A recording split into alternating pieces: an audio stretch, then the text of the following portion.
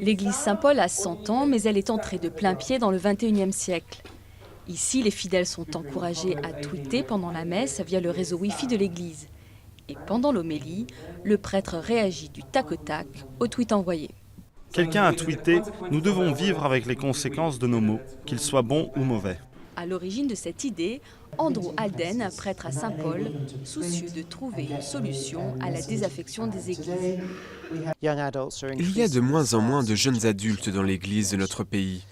Utiliser les médias sociaux comme Facebook, Twitter et YouTube est une façon d'établir le dialogue avec cette génération qui nous échappe.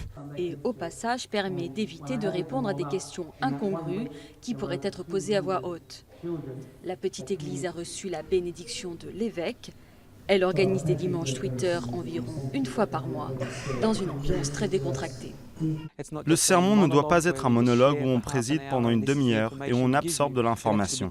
Ça devient en fait une conversation, et c'est la manière dont Jésus parlait. Parmi les paroissiens, les avis sont partagés. Je trouve que c'est assez perturbant. Je veux écouter, donc je fais un petit commentaire et je m'arrête. Je ne suis pas doué en technologie, ça me prend trop de temps pour envoyer un tweet. Tweeter m'aide à me concentrer sur le sermon, sinon j'ai tendance à penser à autre chose. C'est comme un cours, si on ne prend pas de notes, ça rentre pas. Je parle beaucoup et je ne serais pas capable de dire quelque chose en seulement 140 caractères. Pour éviter des tweets malencontreux, un bénévole suit le compte Twitter de Saint-Paul. Son rôle, filtrer les messages qui apparaîtront sur les écrans de l'église, les réactions au sermon bien sûr, les questions, mais aussi des réflexions parfois amusantes. La communauté en profite parfois pour tweeter des choses rigolotes sur ce que le prêtre porte ou ce qu'il a fait la nuit précédente.